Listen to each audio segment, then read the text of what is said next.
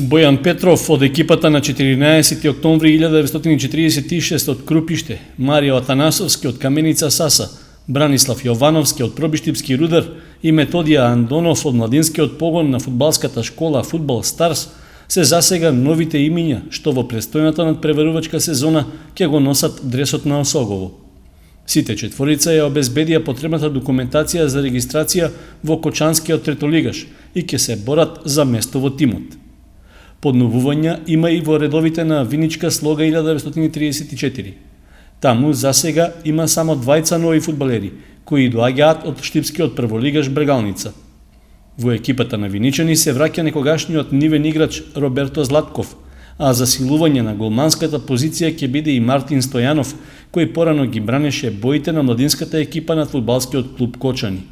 Преодниот период во третата лига Исток трае до самиот почеток на првенството на крајот од август. За сега нема најави дали двата третолигаши ќе се засилат со уште некој фудбалер.